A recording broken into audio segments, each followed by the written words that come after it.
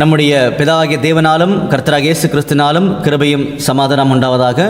விசேஷமாக நிறைவேறும் நீதி என்ற தலைப்பின் கீழாக தொடர்ந்து ஆண்டவருடைய சத்தியங்களை பார்த்துட்டு இருக்கோம்.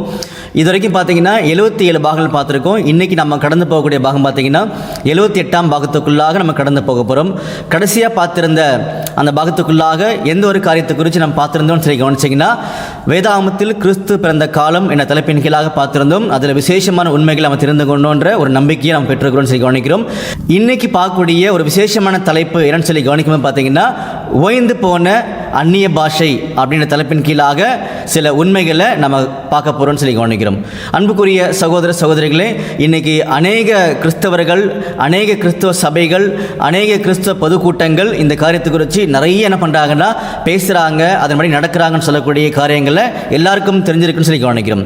ஆனால் நம்முடைய வேதாமத்தில் நம்முடைய ஆண்டவராகிய இயேசு கிறிஸ்து சொல்லக்கூடிய உண்மையின் அடிப்படையில் இதெல்லாமே இன்றைய காலத்தில் இருக்குதா அப்படின்னு சொல்லக்கூடிய சில கேள்விகள் பார்த்தீங்கன்னா இன்னைக்கு நடைமுறையில் இதெல்லாம் பயன்படுத்தும் போது வருது அப்படின்ற ஒரு காரியங்களை கூட எல்லாருக்கும் தெரியும்னு சொல்லி பார்க்குறோம். ஏன்னு சொல்லி கவனிக்கும் பார்த்தீங்கன்னா, இந்த உலகத்தினுடைய அதிபதியாகி பிசாசனவன் ஒவ்வொருத்தருடைய மனக்கண்ணை என்ன பண்ணியிருக்கான்னு சொல்லி கவனிக்கும்போது பார்த்தீங்கன்னா குருடாக்கியிருக்கான்னு சொல்லக்கூடிய ஒரு விசேஷமான ஒரு எச்சரிப்புக்கான வசனத்தை நம்முடைய ஆண்டவர் கொடுத்திருக்கான்ற ஒரு விஷயத்தை என்ன பண்ண போறோம்னா இப்போ படிக்க போகிறோம். படிக்கலாமா? 2 கொரிந்தியர் 4ஆம் அதிகாரம் 4ஆம் வசனம். 2 கொரிந்தியர் 4ஆம் அதிகாரம் 4ஆம் வசனம்.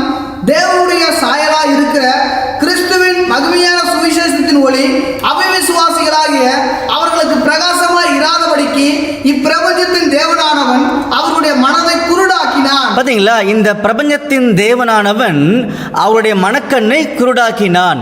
மனக்கண்ணை இந்த பிரபஞ்சத்தின் தேவன் குருடாக்கிட்டா, அதனால தான் பார்த்தீங்கன்னா அந்த பிசாசனுடைய தந்திரங்களை நாம் புரிஞ்சிக்க முடியாத அளவுக்கு அவன் உலகத்துக்குள்ளே கொண்டு வந்துட்டான் அப்படின்னு சொல்லக்கூடிய உண்மைகள் கூட நமக்கு நல்லா தெரியும். ஏன்னா அநேக உண்மைகளை இந்த பிசாசனன் உலகத்துக்குள்ளே மறைச்சி வச்சிருக்கிறான். நம்ம அநேக பாடங்களில் உண்மைகளை ஆண்டவர் சொன்ன மாதிரியே இப்போ நம்ம கேட்டு வந்துட்டு இருக்கோன்ற ஒரு நம்பிக்கை உங்களுக்கு வந்திருக்கும்னு சொல்லி கவனிக்கிறோம். அப்போ இந்த அந்நிய பாஷை நம்முடைய வேதாமத்தில் சொல்லப்பட்டது மாதிரியே இன்றைய காலப்பகுதியில் இருக்குதா அப்படின்னு சொல்லக்கூடிய சில நம்பிக்கைகள் என்ன பண்ண போகிறோம்னா உள்ளேருந்து நம்ம எடுக்க போகிறோம்னு சொல்லி கவனிக்கிறோம். புரிஞ்சுங்களா? அப்போது நல்லா புரிஞ்சுக்கோங்க, இந்த அந்நிய பாஷைனா என்ன, முதல்ல அதனுடைய பயன்கள் என்ன, அதை யார் பயன்படுத்தணும், அது இன்னைக்கு இருக்குதா இல்லையா, இப்படிப்பட்ட நிறைய கேள்விகள் நம்ம மைண்டில் வரும்போது எல்லா கேள்விகளுக்கும் ஒரு தெளிவான நம்பிக்கையை நம்முடைய ஆண்டவர் ரெக்கார்ட் பண்ணியிருக்கார். அந்த நம்பிக்கை என்ன பண்ண போறோம்னா இன்னைக்கு நம்ம ஜஸ்ட் கவனிக்க போறோம், அவ்வளோதான். சரிங்களா? அப்படின்னா முதல்ல இந்த அந்நிய பாஷைன்னு சொல்லக்கூடிய ஒரு வார்த்தையை எந்த இடத்துல பயன்படுத்தப்பட்டிருக்குது, அது எந்த சூழ்நிலை அப்படின்னு சொல்லி கவனிக்கும் போது படிக்கலாமா? படிக்கலாம் பாருங்க. ஏசாயா 28ஆம் அதிகாரம் 11ஆம் வசனம். ஏசாயா 28ஆம் அதிகாரம் 11ஆம் வசனம். பரியாச உதடுகளினாலும் அந்நிய பாஷையினாலும் இந்த ஜனத்தோடு பேசுவார். பார்த்தீங்களா? பரியாச உதடுகள் மூலமாகவும் அந்நிய பாஷையின் மூலமாகவும் இந்த ஜனத்து கூட நான் பேசுவேன் அப்படின்னு சொல்லி பார்த்தீங்கன்னா தேவனாகிய கர்த்தர் சொன்னார். ஆனால் இந்த வசனத்துக்கான உண்மையான ஒரு பொருள் பார்த்தீங்கன்னா அநேகருக்கு இன்னைக்கு வரைக்கும் புரியல. ஆனால் நாம் அதை கண்டுபிடிக்க போகிறோம். இதை குறித்து 1 கொரிந்தியரில் 14ஆம் அதிகாரத்தில் பேசியிருக்காரு. அந்த இடம் வரும்போது இதை குறித்து நம்ம தெரிஞ்சுக்கலாம்னு சொல்லி கவனிக்கிறோம். அப்போ முதல்ல அந்நிய பாஷைன்னு சொல்லக்கூடிய அந்த ஒரு வார்த்தை வேதாமத்தில் பயன்படுத்தப்பட்ட இடம் எங்கே இருக்குன்றதை கண்டுபிடிச்சிட்டோம். சரிங்களா? அப்போ இதற்கான பொருளை வரக்கூடிய அடுத்த நிமிடங்களில் நம்ம கண்டுபிடிக்கலாம். சரிங்களா? அடுத்து பார்த்தீங்கன்னா இந்த அந்நிய பாஷைன்னு சொல்லக்கூடிய விஷயத்தை பார்த்தீங்கன்னா புதிய ஏற்பாட்டில் நம்முடைய ஆண்டவராக இயேசு கிறிஸ்து பெந்தெகோஸ்தே நாளிலிருந்து இந்த ஒரு காரியத்தை விசேஷமான வரத்தை பார்த்தீங்கன்னா ஆதிகால அப்போஸ்தலர்களுக்கு முதல்ல கொடுத்திருந்தார். அப்போ என்ன தெரிஞ்சுக்கிறோம்னு சொல்லி பார்த்தீங்கன்னா அந்நிய பாஷை அப்படின்றது பார்த்தீங்கன்னா ஒரு விசேஷமான ஆவிக்குரிய வரம் அப்படின்ற காரியங்களை முதல்ல தெளிவுபடுத்திக்கலாம். படிக்கலாமா? சில வசனங்கள் பாருங்க. 1 கொரிந்தியர் 12ஆம் அதிகாரம் 1ஆம் வசனம் 10ஆம் வசனம். 1 கொரிந்தியர் 12ஆம் அதிகாரம் 1ஆம் வசனம். அன்றியும் சகோதரரே, ஆவிக்குரிய வரங்களை குறித்து நீங்கள் அறியாதிருக்க எனக்கு மனதில்லை. 1 கொரிந்தியர் 12ஆம் அதிகாரம் 10ஆம் வசனம். வேறு ஒருவனுக்கு அற்புதங்களை செய்யும் சக்தியும், வேறு ஒருவனுக்கு தீர்க்க தரிசனம் உரைத்தலும், வேறு ஒருவனுக்கு ஆவிகளை பகுத்தறிதலும், வேறு ஒருவனுக்கு பற்பல பாஷைகளை பேசுதலும், வேறு ஒருவனுக்கு பாஷைகளை வியாக்கியானம் பண்ணுதலும் அளிக்கப்படுகிறது. பார்த்தீங்களா? அப்போ அன்புக்குரிய சகோதர சகோதரிகளே, என்ன புரிஞ்சுக்கிறோம்னு சொல்லி பார்த்தீங்கன்னா, அந்நிய பாஷைன்னு சொல்லக்கூடிய ஒரு விசேஷமான ஆவிக்குரிய வரத்தை நம்முடைய பிதாகிய தேவன் நம்முடைய ஆண்டவராக இயேசு கிறிஸ்து மூலமாக ஆதிகால சபைகளில் கொடுத்திருந்தார். அந்த வரத்தை அனுமதி கொடுத்திருந்தார் அப்படின்னு சொல்லக்கூடிய ஒரு நம்பிக்கையை முதல்ல நம்ம பார்த்துட்டோம். சரிங்களா? அப்படின்னா அந்நிய பாஷைனா என்ன அப்படின்னு சொல்லக்கூடிய ஒரு கேள்வி நமக்கு மைண்டுக்கு வரும் இல்லையா? அப்படி வரும்போது இதை பற்றி முதல்ல அறிமுகப்படுத்தின இடம் எங்கே இருக்குது, அங்கே போய் பார்த்தா மட்டும்தான் அது நமக்கு தெரிய ஆரம்பிக்கும். அப்போ அந்த இடத்துக்கு போகிறதுக்கு முன்னாடி பார்த்தீங்கன்னா, அந்த இடத்துல ஏன் இந்த விசேஷமான காரியங்களை, இந்த விசேஷமான வரத்தை கொடுத்தான்ற ஒரு பேக்ரவுண்ட் இருக்கணும்ல, ஒரு காரணம் இருக்கணும்ல. அந்த காரணத்தை முதல்ல தெரிஞ்சுக்கிட்டு அந்த இடத்துக்குள்ளாக என்ன பண்ணலாம், நம்ம கடந்து போகலாம். சரிங்களா? அப்படின்னா நம்முடைய ஆண்டவராக இயேசு கிறிஸ்து உயிர் தெழுந்து பார்த்தீங்கன்னா 40 நாட்கள் அவருடைய சீஷர்கள் கூட, அவருடைய ஆதிகால அப்போஸ்தலர்கள் கூட பார்த்தீங்கன்னா அங்கே இருந்தார்னு சொல்லி கவனிக்கிறோம். அப்படி இருக்கும்போது ஆதிகால அப்போஸ்தலரை கூப்பிட்டு ஒரு முக்கியமான கட்டளையை பார்த்தீங்கன்னா, அவர் இந்த பூமியிலிருந்து பரலோகத்துக்கு போகிறதுக்கு முன்னாடி சொன்னார். அந்த கட்டளையை படிக்கலாமா? பாருங்க, அப்போஸ்தலர் 1ஆம் அதிகாரம் 5ஆம் வசனம். அப்போஸ்தலர் 1ஆம் அதிகாரம் 5ஆம் வசனம். ஆகையால் நீங்கள் எருசலேமை விட்டு போகாமல் என்னிடத்தில் கேள்விப்பட்ட பிதாவின் வாக்குத்தத்தம் நிறைவேற காத்திருங்கள் என்று கட்டளையிட்டார். பார்த்தீங்களா? என்ன கட்டளை கொடுத்தாருன்னு சொல்லி கவனிக்கும் போது, நீங்கள் எருசலேம் விட்டு போகவே கூடாது, நீங்கள் எருசலேமில் இருங்க. ஒரு மிக முக்கியமான ஒரு வல்லமையான காரியங்களை நான் உங்களுக்கு செய்ய போகிறேன் அப்படின்னு சொல்லக்கூடிய நம்பிக்கை கொடுத்தார். சரிங்களா? அப்போது அந்த நம்பிக்கையை பெற்றுக்கொண்டவர்கள் அடுத்தபடியாக என்ன செய்யணுன்றதையும் பார்த்தீங்கன்னா சொல்லி காமிக்கிறார். படிக்கலாமா? பாருங்கள், அப்போஸ்தலர் 1ஆம் அதிகாரம் 8ஆம் வசனம். அப்போஸ்தலர் 1ஆம் அதிகாரம் 8ஆம் வசனம். பரிசுத்த ஆவி உங்களிடத்தில் வரும்போது நீங்கள் பலனடைந்து எருசலேமிலும் யூதேயா முழுவதிலும் சமாரியாவிலும் பூமியின் கடைசி பரியந்தம் எனக்கு சாட்சிகளாய் இருப்பீர்கள் என்றார். பார்த்தீங்களா? அப்போ எருசலேமில் இருங்க. அங்கே இருக்கும்போது உங்களுக்கு தேவனுடைய வல்லமையாகிய பரிசுத்த ஆவியை தேவன் கொடுப்பாரு அப்படின்னு சொல்லிட்டார். அப்போ அந்த பரிசுத்த ஆவியை, தேவனுடைய வல்லமையை நீங்கள் பெற்றுக்கொள்ளும் போது, நல்லா புரிஞ்சுக்கோங்க, பரிசுத்த ஆவி என்பது பிதாவாகிய தேவனுடைய வல்லமை. வசனம் படிக்கலாமா தெளிவா? பாருங்க, லூக்கா 24ஆம் அதிகாரம் 49ஆம் வசனம். லூக்கா 24ஆம் அதிகாரம் 49ஆம் வசனம். என் பிதா வாக்குத்தத்தம் பண்ணினதை இதோ நான் உங்களுக்கு அனுப்புகிறேன், நீங்களோ உன்னதத்திலிருந்து ஒரு பலனால் தரிப்பிக்கப்படும் வரைக்கும் எருசலேம் நகரத்தில் இருங்கள் என்றார். பாத்தீங்களா? ரொம்ப கிளியரா ஆண்டவர் சொல்லிட்டு பண்ணார். இந்த பரிசுத்த ஆவி என்பது பிதாவாகிய தேவனுடைய வல்லமை. அவ்வளோ மகத்துவமான வல்லமையை பிதா என் மூலமாக கொடுப்பார்ன்றதை சொல்லி காமிச்சார். பாருங்க, இன்னொரு வசனம் படிக்கலாம் பாருங்க, தீத்து 3ஆம் அதிகாரம் 7ஆம் வசனம்.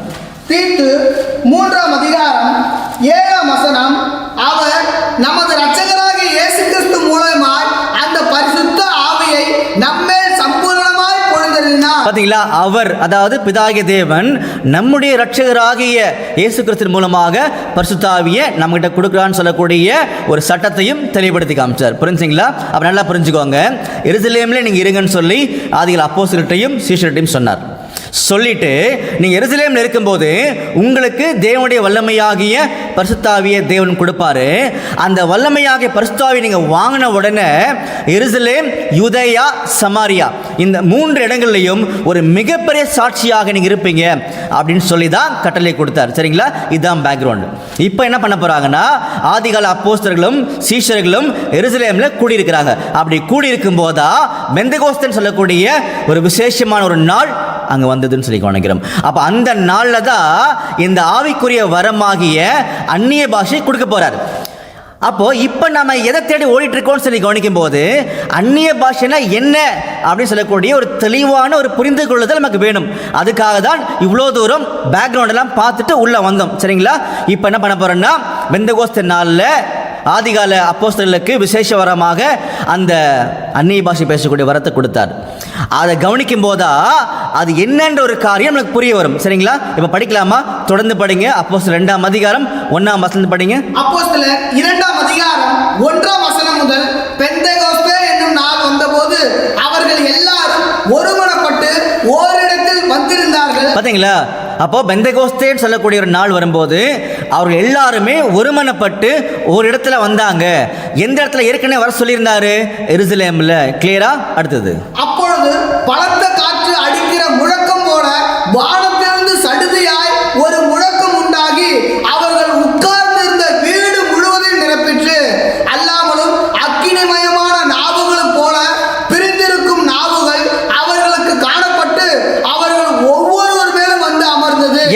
இந்த ஒரு காரியத்தை நம்முடைய ஆண்டவர் பார்த்தீங்கன்னா ஏற்கனவே தெளிவாக சொல்லியிருந்தாரு. இந்த மாதிரி உங்களுக்கு கிடைக்கும்ன்ற காரியத்தை உறுதிப்படுத்தியிருந்தார். படிக்கலாமா? பாருங்க, அப்போஸ்தலர் 1ஆம் அதிகாரம் 4-5 வசனங்கள் படிங்க. அப்போஸ்தலர் 1ஆம் அதிகாரம் 4ஆம் வசனம் முதல், அன்றியும் அவர் அவர்களுடனே கூடி வந்திருந்த போது அவர்களை நோக்கி, யோவான் ஜலத்தினாலே ஞானஸ்நானம் கொடுத்தார், நீங்கள் சில நாளைக்குள்ளே பரிசுத்த ஆவியினாலே ஞானஸ்நானம் பெறுவீர்கள்.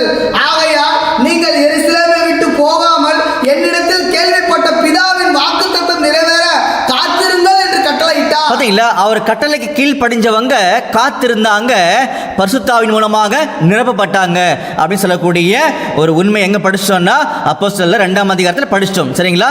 இப்போ அப்போஸ்தலர் 2ஆம் அதிகாரத்தில் தொடர்ந்து படிங்க. அப்போஸ்தலர் 2ஆம் அதிகாரம் 4ஆம் வசனம் முதல், அவர்கள் எல்லாரும் பரிசுத்த ஆவியினாலே நிரப்பப்பட்டு ஆவியானவர் தங்களுக்கு தந்தருளின வரத்தின்படியே வெவ்வேறு பாஷைகளிலே பேசத் தொடங்கினார்கள். பாத்தீங்களா, இந்த இடத்துல தான் இந்த அந்நிய பாஷை அப்படின்னு சொல்லக்கூடிய ஒரு வரத்தினுடைய விளக்கங்களை கொடுக்கறதுக்காக நம்ம கிட்ட கொண்டு வந்து வசனங்களை காமிக்கிறார். புரிஞ்சுங்களா?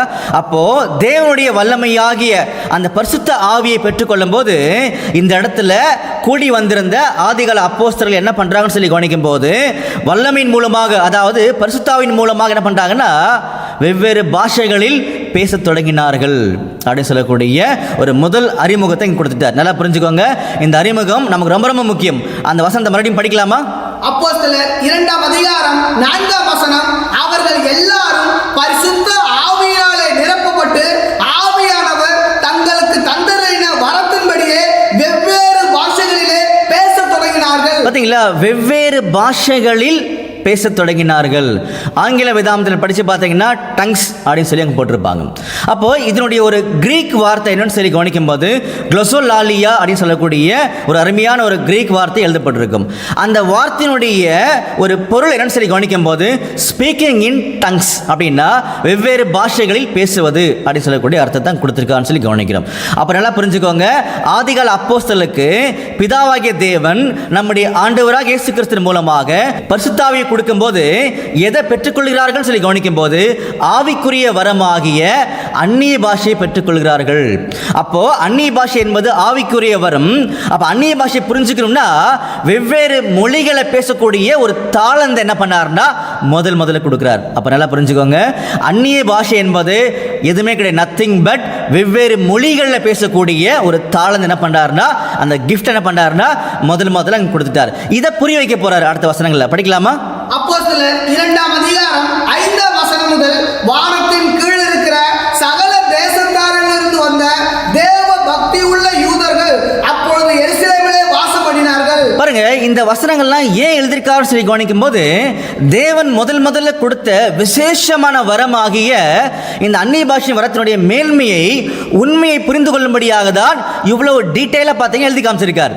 அப்போ வானத்தின் கீழெங்கும் உள்ள எல்லா விதமான யூதர்களும் பார்த்தீங்கன்னா எருசலேமில் கூடியிருக்கிறாங்க. அது விசேஷமான பண்டிகை நாள், எல்லா ஜனங்களும் கூடியிருக்கிறாங்களா, அப்பதான் இந்த வரம் அவங்களுக்கு கிடைக்கப்பெற்றது. அப்ப இந்த வரத்துடைய மேன்மை என்னன்னு சொல்லி கவனிக்கும் போது தொடர்ந்து படிங்க. 6ஆம் வசனம், அந்த சத்தம் உண்டான போது திரளான ஜனங்கள் கூடி வந்து தங்கள் பாஷையிலே அவர்கள் பேசுகிறதை அவரவர்கள் கேட்டபடியினாலே கலக்கம் அடைந்தார்கள். பாருங்க, இந்த வசனம் ரொம்ப முக்கியமான ஒரு திருப்புமுனையான வசனம். அப்போ நிறைய ஜனங்கள் பார்த்தீங்கன்னா கூடி வந்திருக்கிறாங்க. அப்போ திரளான ஜனங்கள் அங்கே நிற்கிறாங்க. இந்த இடத்துல பார்த்தீங்கன்னா ஆதிகால அப்போஸ்தலர்கள் பார்த்தீங்கன்னா இங்கே நின்றுக்கிறாங்க. அப்போ ஆதிகால அப்போஸ்தலர்கள் வெவ்வேறு பாஷைகளில், டிஃப்ரெண்ட் லாங்குவேஜில், அன்னோன் லாங்குவேஜில் பேசும்போது இந்த பேசக்கூடிய மொழி இவங்க எல்லாருக்கும் புரியுதான். நல்லா புரிஞ்சுக்குவாங்க, இவங்க பேசக்கூடிய மொழிகள், லாங்குவேஜ் இங்கே வந்திருக்கக்கூடிய எல்லா ஜனங்களுக்கும் புரியுது அப்படின்னு சொல்லி அவங்க அங்கே சாட்சி கொடுத்துருக்காங்கன்னு சொல்லி கவனிக்கிறோம். அப்படின்னா அந்நிய பாஷை என்பது அது ஏதோ புரியக்கூடாத பாஷை அல்ல. முதல் உண்மை எங்க சொல்லி காமிக்கிறார், அது நன்றாக புரியக்கூடிய ஒரு பாஷை. அது யாருக்கெல்லாம் புரியணும்னு சொல்லி கவனிக்கும் போது அது எல்லாருக்குமே புரியணும் சொல்லக்கூடிய ஒரு சட்டத்தை தெளிவுபடுத்துறாரு முதல்ல. அப்போது ஏதோ ஒரு சகோதரன் அந்நிய பாஷையில் பேசும்போது அது எதிரில் இருக்கக்கூடிய சகோதரனுக்கு அது புரியணும் சொல்லும்போது எதிரில் இருக்கக்கூடிய சகோதரனுடைய மொழிகளில் அது புரியணும். அப்போ எதிரில் இருக்கக்கூடிய சகோதரனுடைய மொழிகளில் புரியணும் அப்படின்னா பேசுகிற சகோதரன் எந்த மொழியில் பேசியிருக்கணும்? எதிரில் இருக்கக்கூடிய சகோதரனுடைய மொழியில் தானே பேசியிருக்கணும். அப்படி தான் இங்கே பேசினாங்க. அந்த வசனத்தை மறுபடியும் படிக்கலாமா? படிங்க. 2ஆம் அதிகாரம் 6ஆம் வசனம். அந்த சத்தம் உண்டான போது திரளான ஜனங்கள் கூடி வந்து தங்கள் தங்கள் பாஷையிலே அவர்கள் பேசுகிறதை அவரவர்கள் கேட்டபடினாலே கலக்கமடைந்தார்கள். பாத்தீங்களா? ஒரு உதாரணத்துக்கு சொல்லணும்னா அன்னைக்கு இருந்த ஆதிகால அப்போஸ்தலர்கள் எல்லாருமே கலிலிய மனுஷர்கள், புரிஞ்சுங்களா?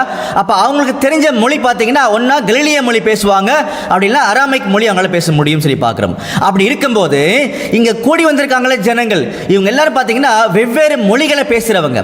அது இன்னும் கொஞ்சம் ப்ராக்டிக்கலாக புரிஞ்சுக்கணும் அப்படின்னா, உதாரணத்துக்கு இப்போ நான் தமிழில் பேசிகிட்டு இருக்கேன் அப்படின்னா எதிரில் கூடிய மனுஷனுக்கு பார்த்தீங்கன்னா தமிழ் தெரிஞ்சால் அது அவருக்கு புரிஞ்சிடும். ஒருவேளை நான் பார்த்தீங்கன்னா பிரெஞ்சு மொழியில் பேசிட்டு இருக்கேன்னா எதிரில் ஒருத்தர் பிரெஞ்சில் இருந்தாருன்னா, பிரெஞ்சு மொழிக்காரர் இருந்தாருன்னா அது அவருக்கு புரிய ஆரம்பிச்சிடும். புரிஞ்சுங்களா? அப்படின்னா எனக்கு இந்த வரம் கொடுக்கப்பட்டிருக்குது. எந்த வரம்? வெவ்வேறு மொழிகளில் பேசக்கூடிய வரம் எனக்கு கொடுக்கப்பட்டிருக்குது.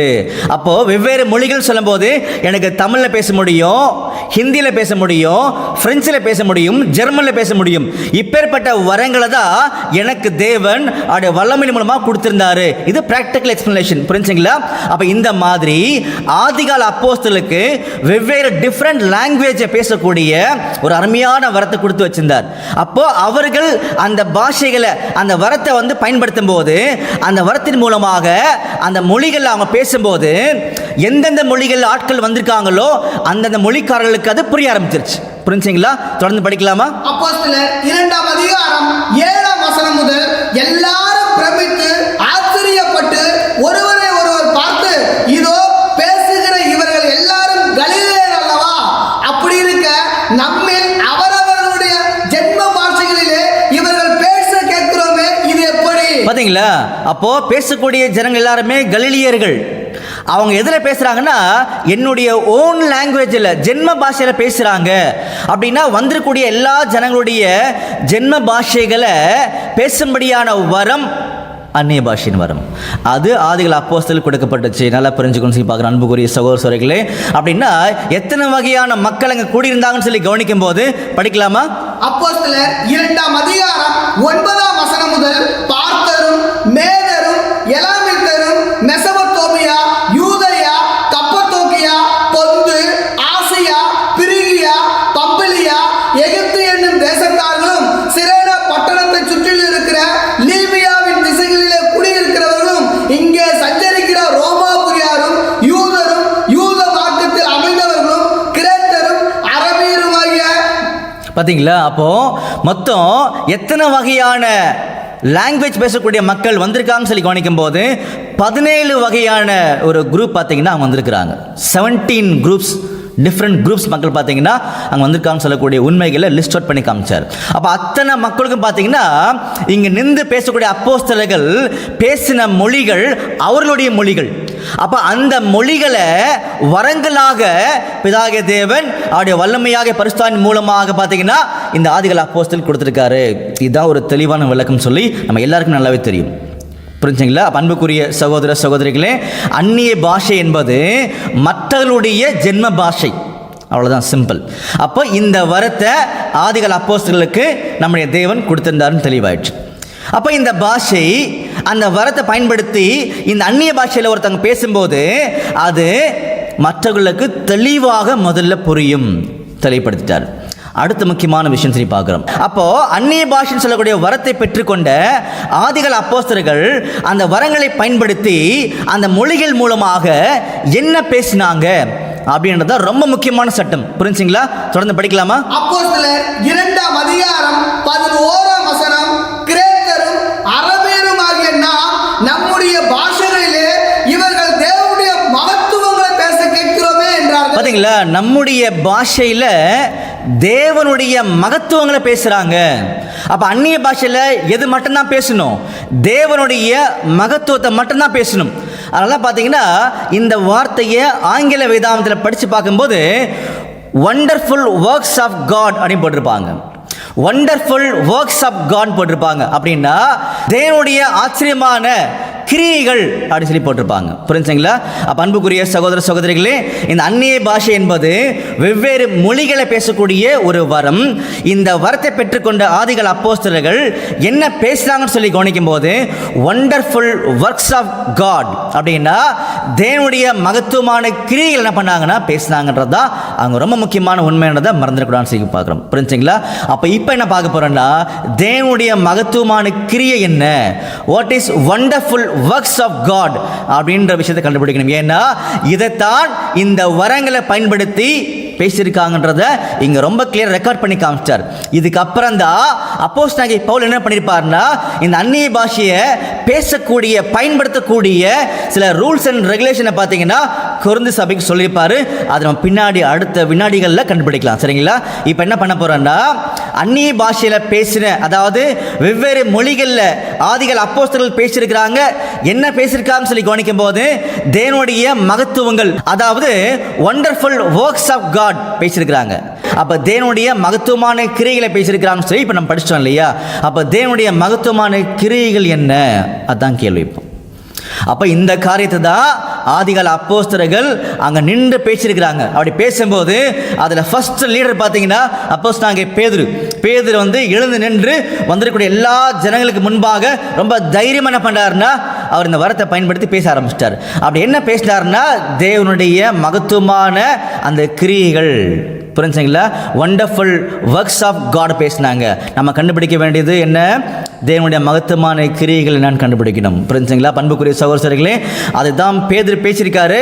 அதுக்கு முன்னாடி என்ன பண்ணான்னா தேவனுடைய மகத்துவமான கிரியைகள் என்னன்ற ஒரு லிஸ்ட் என்ன பண்ணான்னா கையில் எடுக்கலாம் முதல்ல. சரிங்களா? பாருங்க, சங்கீதம் 139 14ஆம் வசனம் படிங்க. சங்கீதம் 139 சங்கீதம் 14ஆம் வசனம், நான் பிரமிக்கத்தக்க அதிசயமாய் உண்டாக்கப்பட்டபடியால். பாத்தீங்களா? நான் பிரமிக்கத்தக்க அதிசயமாக உண்டாக்கப்பட்டபடியினால்.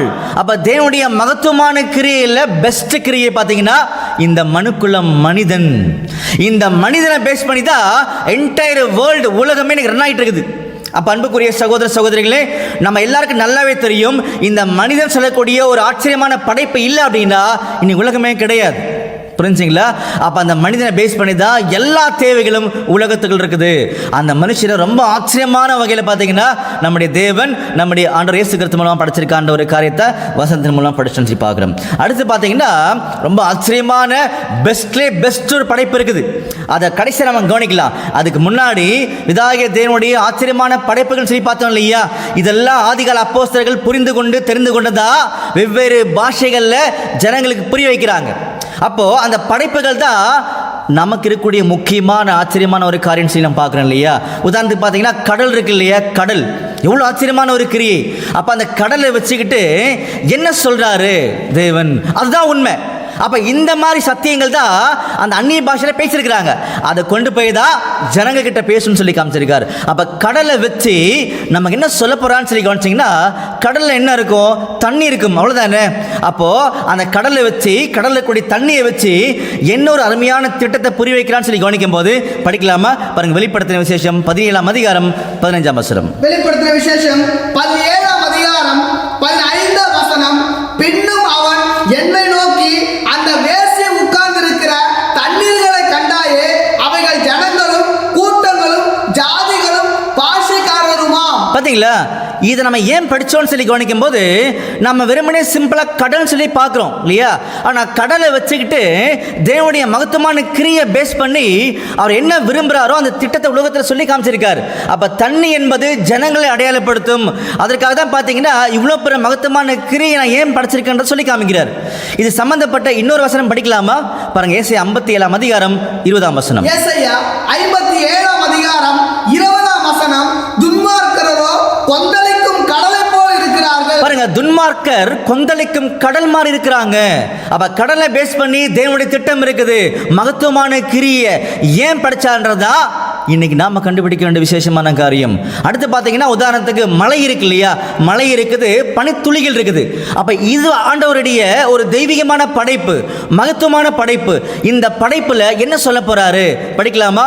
உபாகமம் 32ஆம் அதிகாரம் 2ஆம் வசனம் படிங்க. உபாகமம் 32ஆம் அதிகாரம் 2ஆம் வசனம், மழையானது இளம் பயிரின் மேல் பொழிவது போல என் உபதேசம் பொழியும். பாத்தீங்களா, மழையை வந்து அவருடைய உபதேசத்துக்கு ஒப்பிட்டு பேசியிருக்கிறார். அடுத்து பனித்துளிகள் புல்லின் மேல் இறங்குவது போல என் வசனம் இறங்கும். பாத்தீங்களா, பனித்துளிகளை அவருடைய வசனத்துக்கு ஒப்பிட்டு பேசியிருக்காரு. அப்போ அவருடைய ஒவ்வொரு ஆச்சரியமான படைப்பிலும் ஒவ்வொரு பிரம்மாண்டமான ஒரு உண்மையை உள்ள மறைச்சு வச்சிருக்காரு. அந்த மாதிரி நீங்க என்ன காரியம் எடுத்தா கூட அதுக்குள்ள ஆண்டோடைய மகத்துவமான உண்மைகள் மறைந்திருக்கின்ற ஒரு நம்பிக்கையை நம்ம கொடுத்துருக்கான்னு சொல்லி பார்க்கிறோம். உதாரணத்துக்கு பார்த்தீங்கன்னா கல் இருக்குது, மரம் இருக்குது. அப்ப கல் அது என்ன உண்மை இருக்குது படிக்கலாமா? பாருங்க, 1 பேதுரு 2ஆம் அதிகாரம் 5ஆம் வசனம். 1 பேதுரு 2ஆம் அதிகாரம் 5ஆம் வசனம். ஜீவனுள்ள கற்களைப் போல ஆவிக்கேற்ற மாளிகையாகவும் இயேசு கிறிஸ்து மூலமாய் தேவனுக்கு பிரியமான ஆவிக்கேற்ற வழிகளை செலுத்தும்படிக்கு. பாத்தீங்களா, அப்ப ஜீவனுள்ள கற்களை போல, அப்ப கல்லை வச்சுக்கிட்டு ஒரு அருமையான படைப்பு. அப்ப அந்த கல்லில் ஒரு உண்மையை மறைச்சு வச்சிருக்கார்.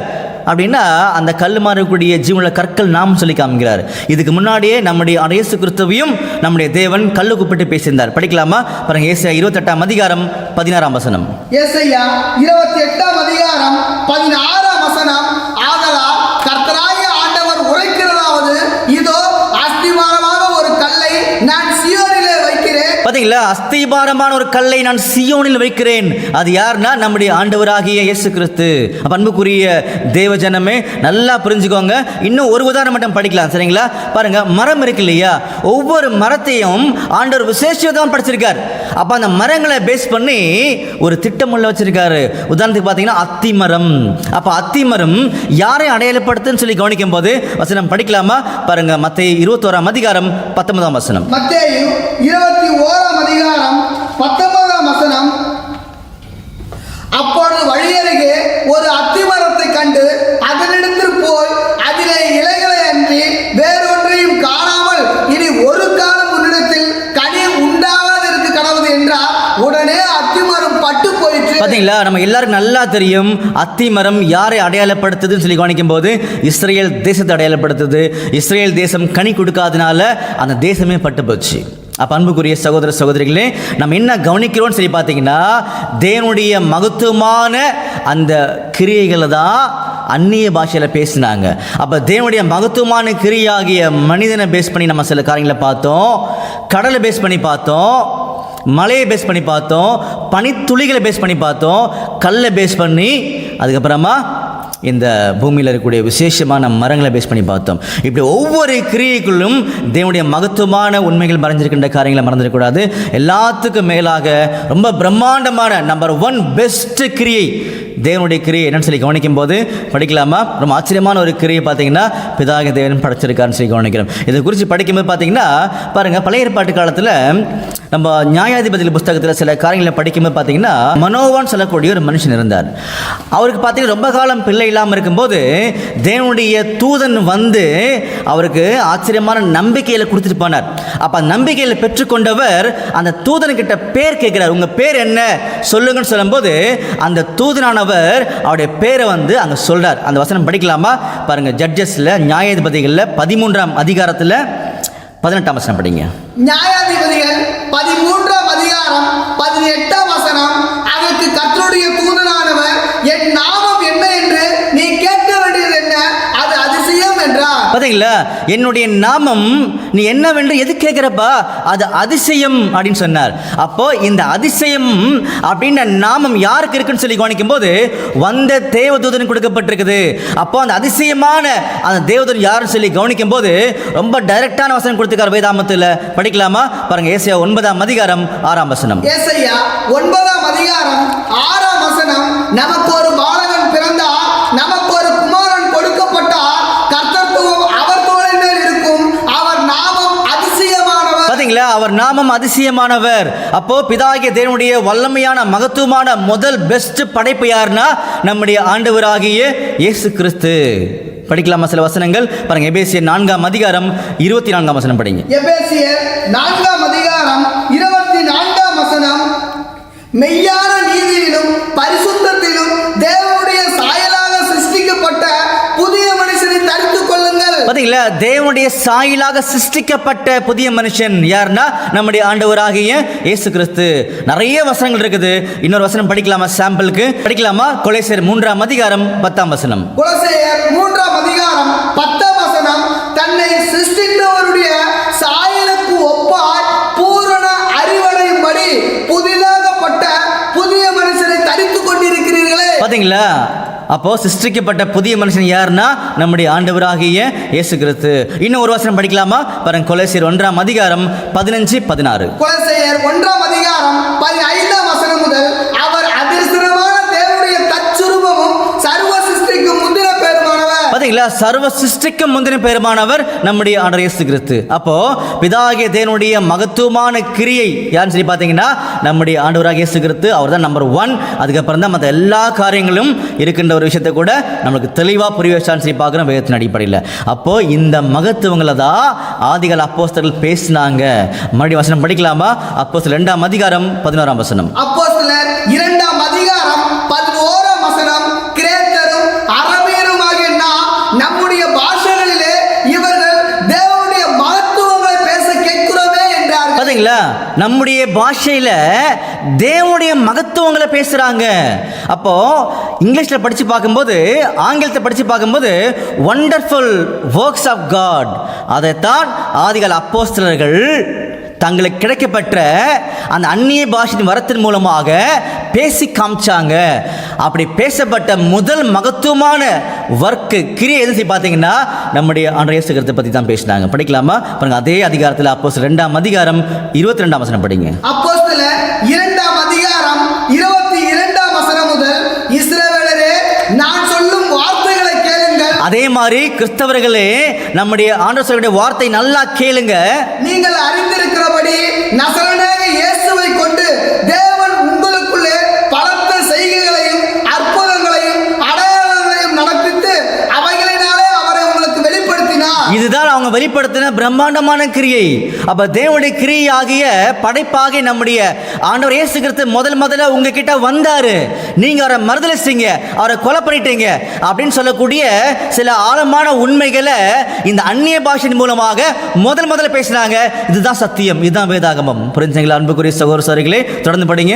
அப்போஸ்தலர் 2:23 முதல் அப்படி இருந்தும் தேவன் நிர்ணயித்திருந்த ஆலோசனை படியையும் அவருடைய முன்ன அறிவின் படியையும் ஒப்பு கொடுக்கப்பட்ட அந்த இயேசுவை நீங்கள் பிடித்து அக்கிரமக்காரருடைய கைகளினாலே சிலுவையில் ஆணையடித்து கொலை செய்தீர்கள். பாத்தீங்களா? நம்முடைய ஆண்டவராக இயேசு கிறிஸ்து யாருன்னு சொல்லி ஒரு தெளிவான உறுதியான விளக்கங்கள் வேதாகமத்தில் கொடுத்திருக்கும் போது அன்னைக்கு இருந்த யூதர்களும் கவனிக்கல, இன்னைக்கு இருக்கக்கூடிய கிறிஸ்தவர்களும் கவனிக்கல. அப்போ இந்த உண்மைகளை தான் அந்நிய பாஷைன்னு சொல்லக்கூடிய விசேஷமான வரத்துல முதல்ல ஆதிகால அப்போஸ்தலர்கள் பேசினாங்க. அப்படி தொடர்ந்து பேசும்போது தொடர்ந்து படிங்க, 36 படிங்க. அப்போஸ்தலர் 2:36 முதல் ஆகையினால் நீங்கள் சிலுவையில் அறைந்த இந்த இயேசுவையே தேவன் ஆண்டவரும் கிறிஸ்துவும் ஆக்கினார் என்று இஸ்ரவேல் குடும்பத்தார் யாவரும் நிச்சயமாய் அறிய கடவர்கள் என்றான். போதும். அப்போ அன்புக்குரிய சகோதரர்களே, நல்லா புரிஞ்சுக்கோங்க. அந்நிய பாஷை என்பது மற்றவருடைய மொழி, லாங்குவேஜ். அந்த லாங்குவேஜை, அந்த மொழியை பேசும்படியான விசேஷமான வரத்தை பிதாவாகிய தேவன் நம்முடைய ஆண்டவராக இயேசு கிறிஸ்து மூலமாக ஆதிகால அப்போஸ்தலர்களுக்கு கொடுத்திருந்தாரு. பரிசுத்த ஆவியை பெறும்போது இந்த வரம் அவங்களுக்கு கொடுக்கப்பட்டுச்சு. இந்த வரத்தை வச்சுக்கிட்டு என்ன பண்ணாங்கன்னா தேவனுடைய மகத்துவங்கள், அதாவது வண்டர்ஃபுல் ஒர்க்ஸ் ஆஃப் காட், அதை தான் என்ன பண்ணாங்கன்னா பேசினாங்க. அப்போ பிதாகிய தேவனுடைய மகத்துவமான படைப்பு கிரியை வர்க்கு யார் சொல்லி பார்த்தீங்கன்னா நம்முடைய ஆண்டவராக இயேசு கிறிஸ்து. அவரை குறித்து தான் அந்நிய பாஷையில் பேசியிருக்காங்கன்ற உண்மைகளை கிளியராக நம்ம படிச்சிட்டோம். அப்போது அந்நிய பாஷையுடைய வரத்தினுடைய நோக்கமே இது மட்டும்தான் தவிர அவர் எதுவுமே கிடையாது. அப்படின்னா இன்னைக்கு அநேகர் அந்நிய பாஷையை பேசுகிறாங்களே, அது சாத்தியமா? அப்போ அந்நிய பாஷையுடைய கட்டளைகள் என்ன? இன்னைக்கு அந்நிய பாஷை இருக்குதா? இப்பேற்பட்ட உண்மைகளை இன்னும் அதிகமான தெளிவுகளை குறித்து நம்ம தெரிஞ்சுக்கணும். அப்படின்னா இன்னும் கொஞ்ச நேரம் நீங்கள் காத்துருங்க. வரக்கூடிய அடுத்த ஒரு காணொளியில் இன்னும் அதிகமான உண்மைகளை நாம் தெரிந்து கொள்ளலாம்னு சொல்லி கவனிக்கிறோம். சரிங்களா? அப்போ அது வரைக்கும் பிதாகிய தேவனுடைய கிருபை ஆண்டவர் இயேசு கிறிஸ்து மூலமாக உங்கள் அனைவரோடும் இருப்பதாக. ஆமென்.